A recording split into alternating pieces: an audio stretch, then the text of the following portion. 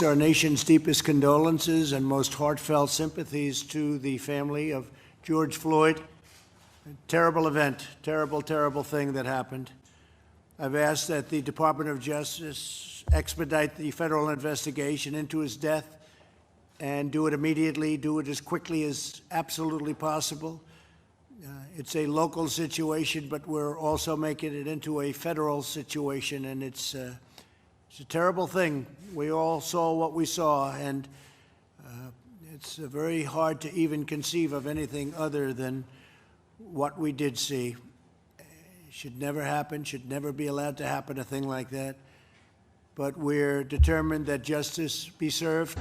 Guy wearing all black, black umbrella, military boots, very expensive face mask, black book bag. This does not look like a civilian. Black gloves. This is not a civilian. Does not want to be filmed. Are you a fucking cop?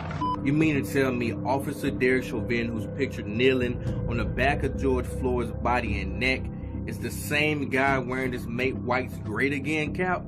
Come on, man. If this doesn't scream racism and the intent behind what he did, I don't know what else would.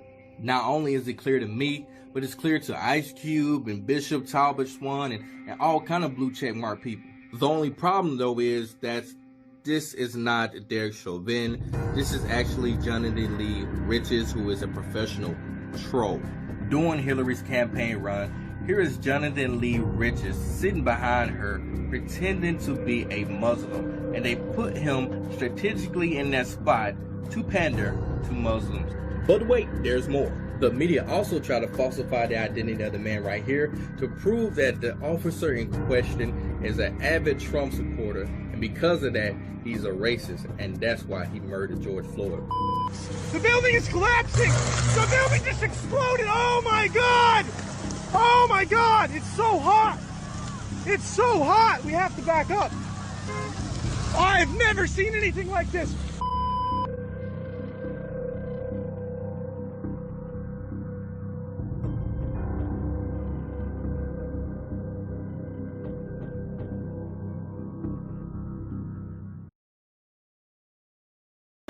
In an era of rampant surveillance, government secrecy, and whistleblower crackdowns, more and more questions have arisen over the actions and intentions of the U.S. government.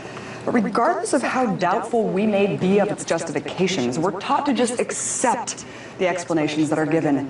And if we don't, if we acknowledge the gaping holes, well, that just makes us conspiracy theorists. All you're presenting is the facts. Yeah. And then we know now, we found out that it was the CIA back in the 50s, late 50s, that came up with the term conspiracy theorist.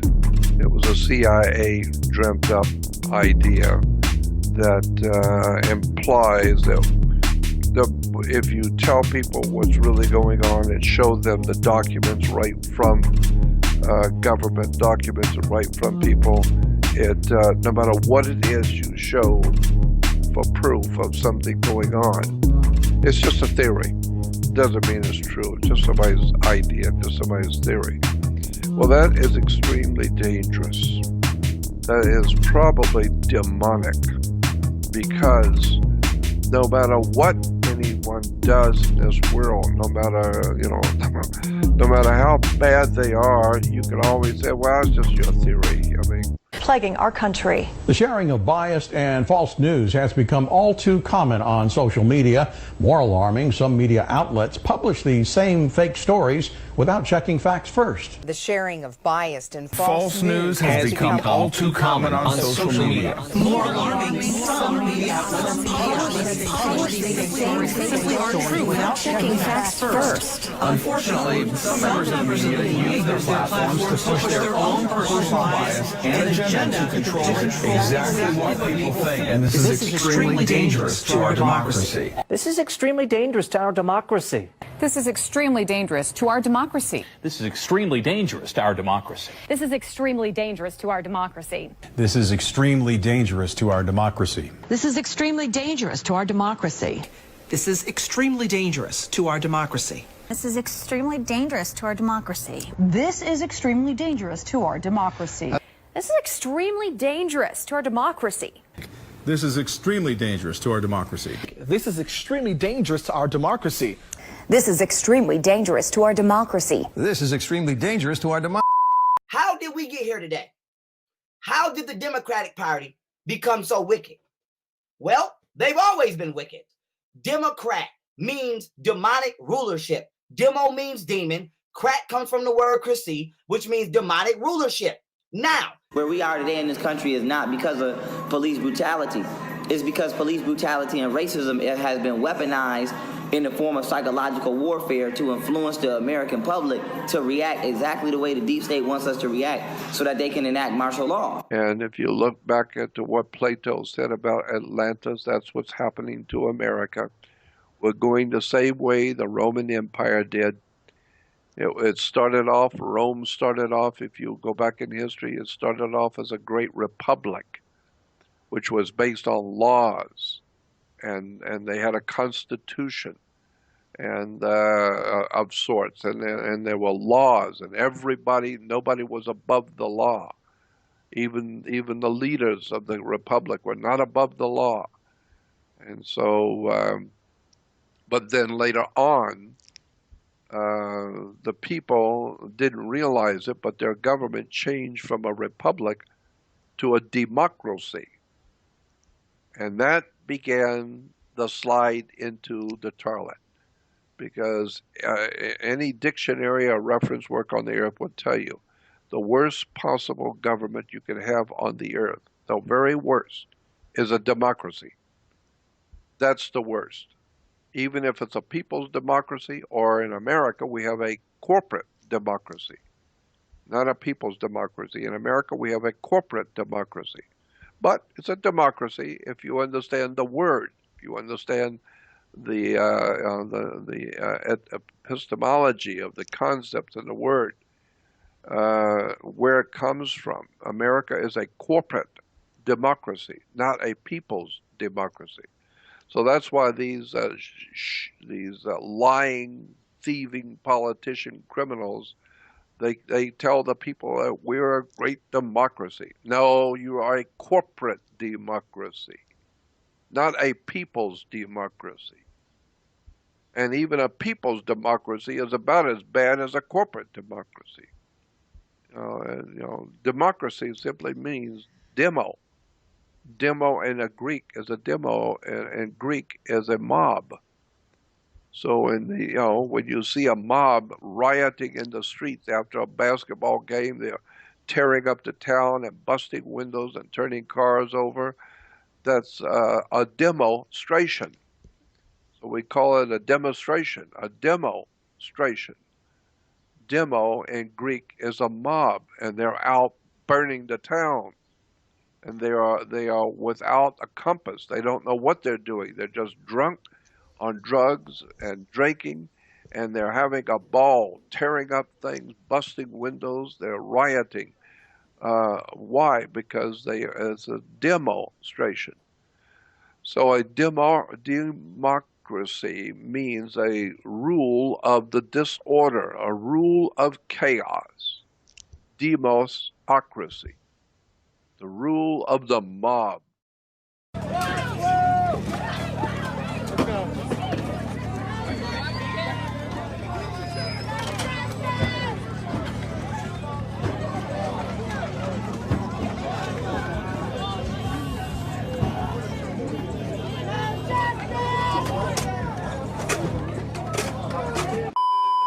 Now, I want y'all to look at this image of these Democrats.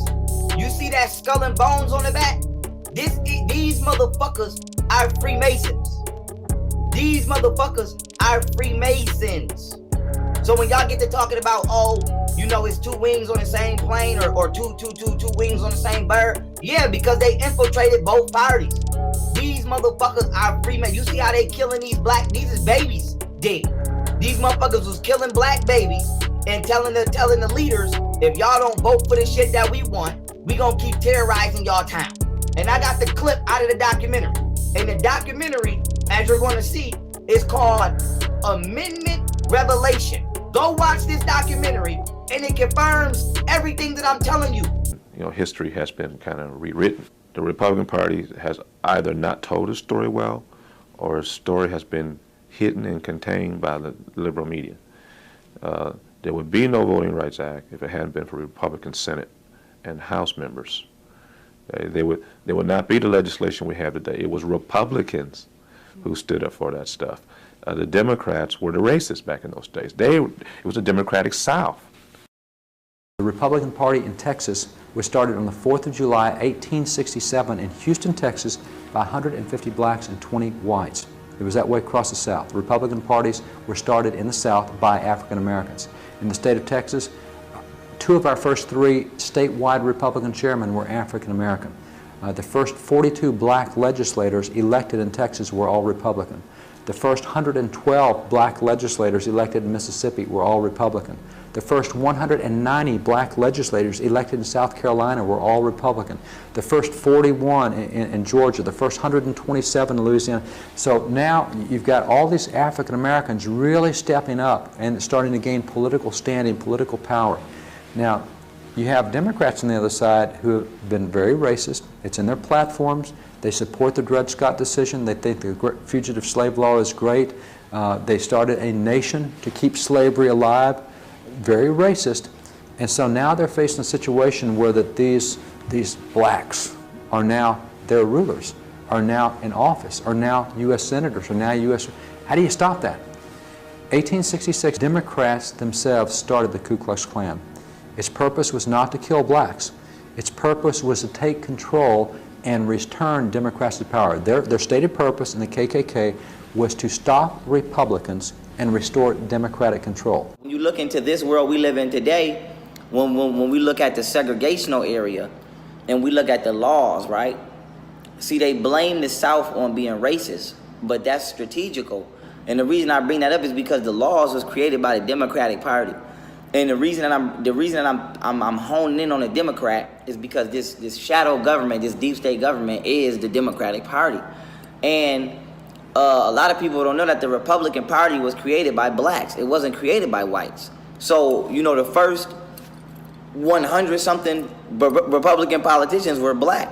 And what happened was the Democratic Party was being challenged politically in this country from, you know, carrying out their Masonic agenda. You know what I'm saying? And so what they did was they created the Ku Klux Klan, and they've already confirmed under oath that the Ku Klux Klan is not only a Christian organization, it's a democratically created organization. And the reason that this is important is because the Democrats did not only have the Ku Klux Klan lynch black business owners to kill the competition economically, they had them lynch black political figures to kill the competition politically. And so this is how blacks started voting Democrats, because the Democratic Party basically used the KKK as a mob to intimidate blacks and black political figures to only vote for democratic legislative viewpoints and policies. And so this is how black people became Democrats, and this is how Republicans became solely white. And then what Democrats did to cover their evil tracks was in the history books and in the media, they paint the picture of the Republicans of being a party that actually is what they are. And with that being said, the Freemasons, the Freemasons implemented the Ku Klux Klan into the lodge. And so this is why, you know, Ku Klux Klan members, they go by degrees. The leader of the Klan is called the Grand Wizard, because the Ku Klux Klan is a Freemasonic organization.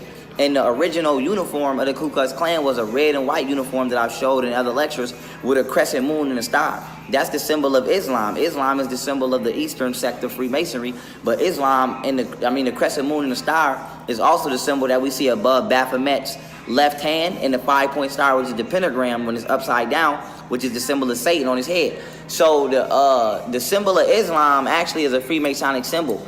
And then what the Ku Klux Klan did was they gave that symbol to black Islamic Masonic figures that they used to penetrate the black community, such as the Nation of Islam and the Moorish Science Temple and all these other entities. And then they adopted the Knights Templar cross that they got from Albert Pike, who Albert Pike was a 33rd degree Freemason. Now, if you're looking for a Republican that you want to take care of, You can wipe out any black you want because they're 100% Republicans at that point in time. You can't wipe out any white. I mean, some whites might be Democrats. You got to be a little more judicious when you're wiping out whites. So what happens is the Ku Klux Klan starts attacking, not blacks, Republican conventions. For example, in New Orleans, in the Republican convention in Louisiana, the Klan joined with the New Orleans police, joined with the New Orleans mayor, Democrats.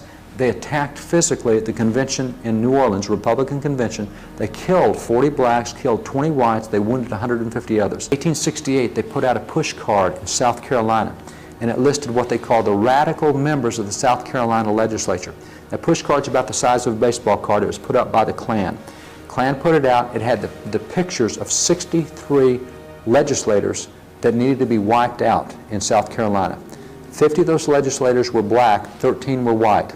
Now, they were all 63 Republican. On the back of the card, it gave you the name of each legislator so you'd know who you're trying to kill. Congress starts these hearings in this group called the Klan.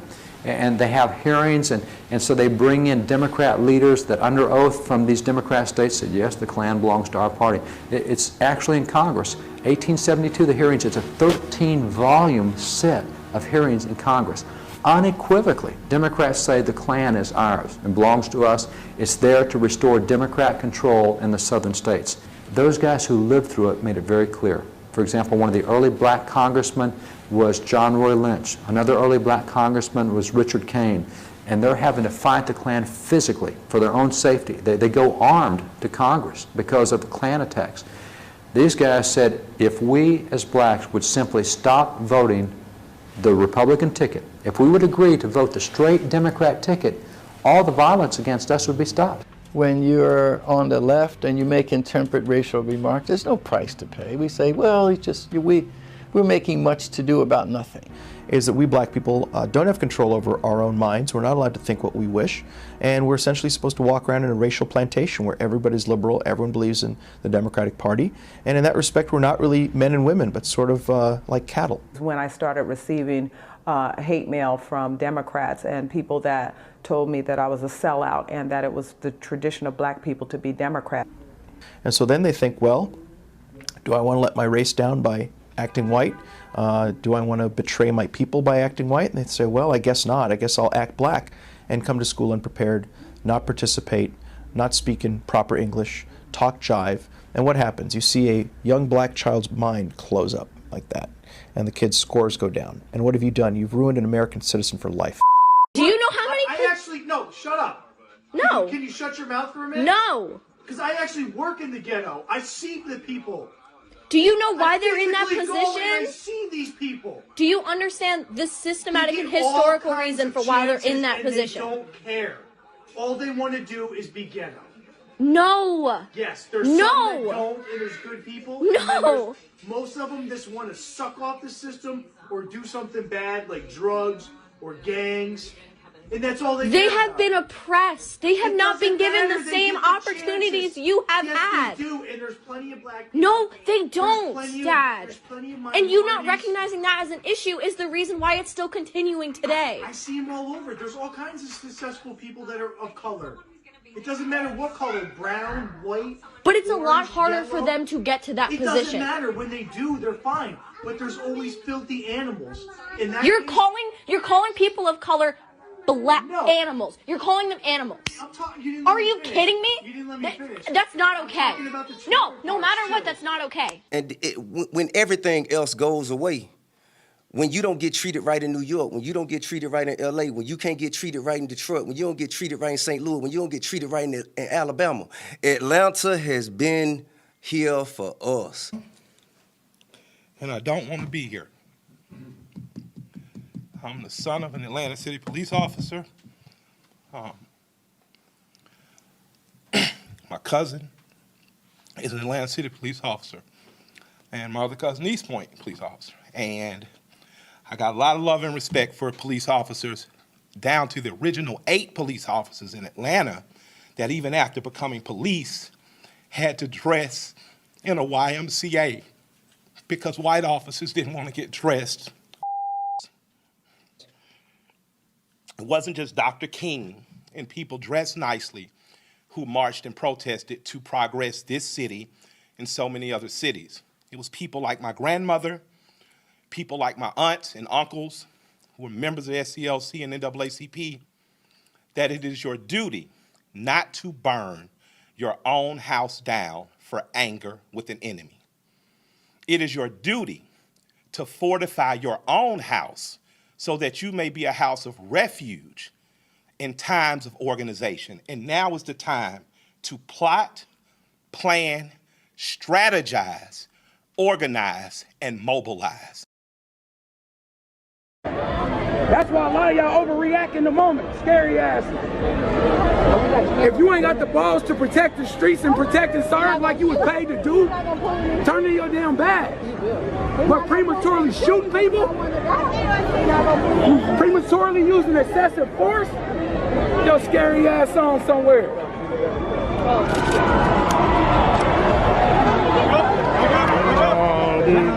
What?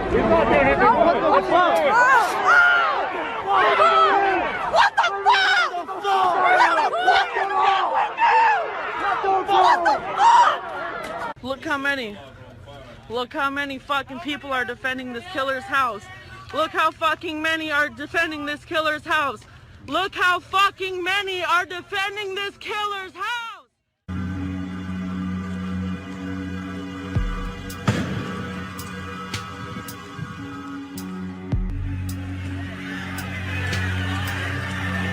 Wow. One of these cops just got the tear gas thrown right back at them. They're all getting tear gassed. All the cops are getting tear gassed right now by their own tear gas.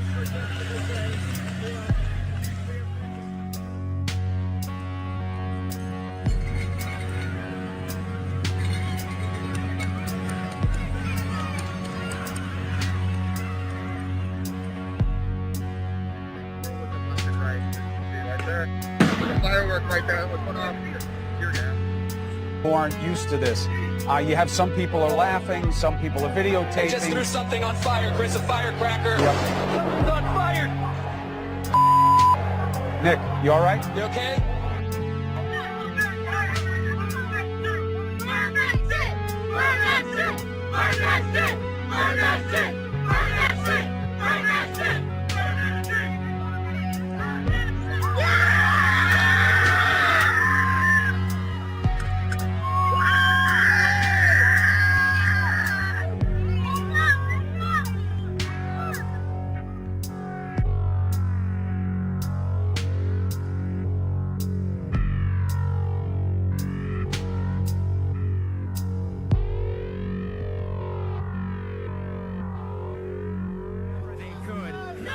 People are very impassioned here. There have been some clashes with police.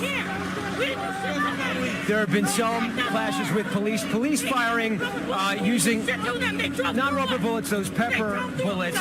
They've also been using shotguns, as you can see, people are impassioned, to fire little pellets at people. It's been these skirmishes, hit and miss, throughout the city, throughout the day.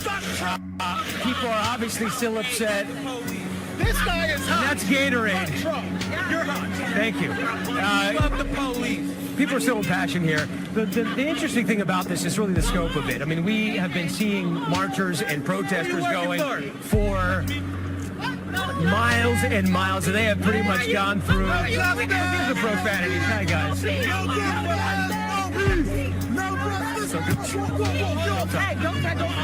Hang on. Obviously, people are very impassioned. This gentleman just tried to collar my neck. Thank you. Sign off. Nobody was doing anything. They pulled in, they opened fire. Look at them. They're aiming their fire now. They're working towards us. They're working. Step back, get back. Your head. He's head. Step back. Step back. I got it. Whoa, watch it, guys. We got gas here. All right, back up. All right, they are now moving toward us. There was... Okay, they're shooting, guys. Put your helmets on. We see police in tactical gear on the other side of this fence over here, and then protesters on your side of the fence. That's right. This is a standoff. Talk to me about what's going on. I mean, this is chaotic. Perhaps the most chaotic that we have seen since night before last. So here we go. We got a little bit of a fire breaking out to the left here as people are being forced back by the police. And you see these police officers and patrol officers are advancing slowly through the intersection as gas is preceding their steps as they are walking vehicles inside as well. At this point, we're trying to stay out of their way. We're going to be over on the side here. Again, you see what is in front of them right now. All of these protesters that are slowly being pushed back further and further methodically. You have canisters exploding in the ground here, thrown by police officers. You see as they're rolling them into the ground as gas is coming up as well. They are methodically trying to move this group of protesters out of the street, trying to enforce this curfew forcefully, as we are seeing right now, and protesters are continuing to back up. I mean, this is a scene that has developed so quickly, and over the course of the day, we have seen here largely what officials wanted to see. That is peaceful protesting, trying to stick to the message. And, you know, we're going to back up just a little bit here. Our producer got hit. All right. Our producer got hit by some sort of projectile right there. We're going to back up here. You okay? Come on. We got to move here. Let's back up. Come on. We're going to get back.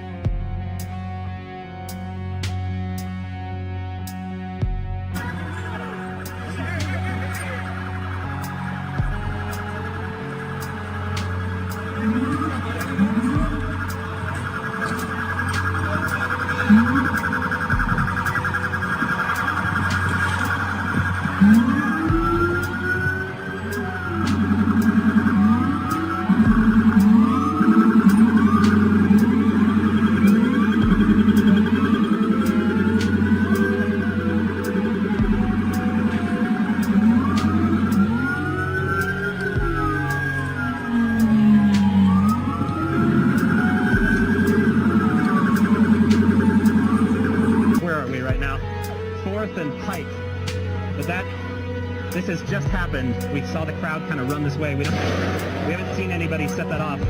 But certainly it is a huge fire going on right now, and we're hearing things explode inside the vehicle. And you can't really tell anymore, but I saw that car earlier.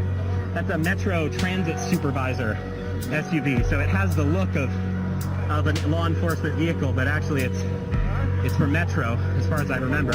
You can see another car over there. It's the type of car that the police drive, but it doesn't look like it's marked that has been set on fire. But certainly this is an escalation from the lull we saw earlier. We've got a large group of people, most of them taking pictures and videos. Holy hell. That was an explosion coming from that Transit Supervisor vehicle. I just saw the bumper fly off with that explosion.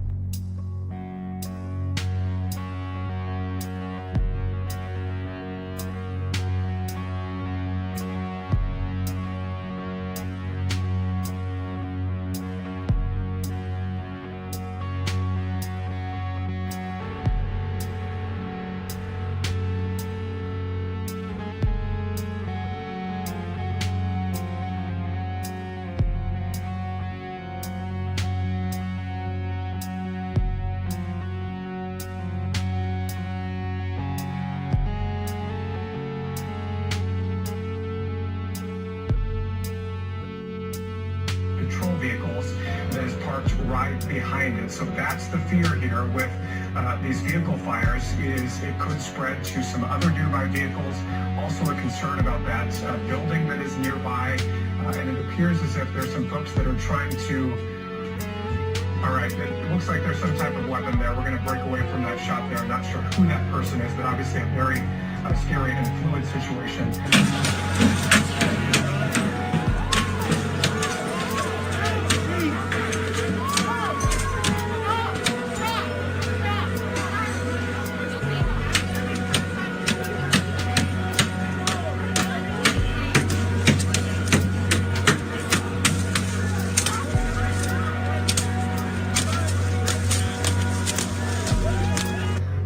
And even the night before, as a police precinct here, they tried to scale it and do the same thing they did to the 3rd precinct, but they were not quite successful. They did burn out that Wells Fargo as you see them walking past it right now. But again, you see how methodically these officers are moving through the streets here.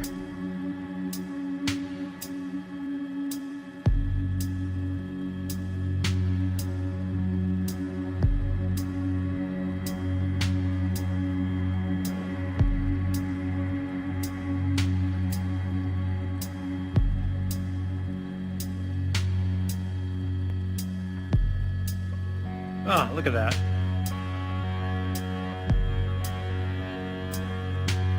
The car is loaded in the back. Look at that. They're just piling it in the back seat. Wow. Wow. Still, right? Yeah, yet another one, Kathy and Colleen. This is the Adidas store, 8000 block of Melrose. So well to the west of that high-end watch shop that we're just watching. People coming in and out of what we understand is the Adidas store. And as we get closer, we'll get a better shot for you. But you see them coming in and out. The lights look like they're on, and or at least the frontage is. And you see people coming in and out there. You know, it is, okay, we got Carlos in Beverly Hills. We're getting hit by tear gas. Oh, God. We just got hit by tear gas. We just got hit by tear gas. You can see it over there. It happened at Rodeo Drive and Santa Monica. Oh, I gotta stop because I can barely, I can't even keep my eyes open. But yeah, we saw people running toward us, and there you see the cloud of smoke.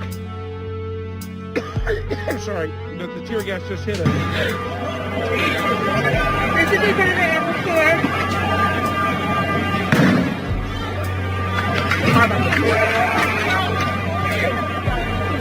Oh shit, really?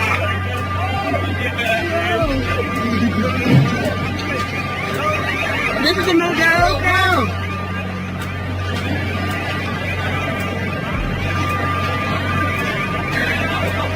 This is in front of the Apple store.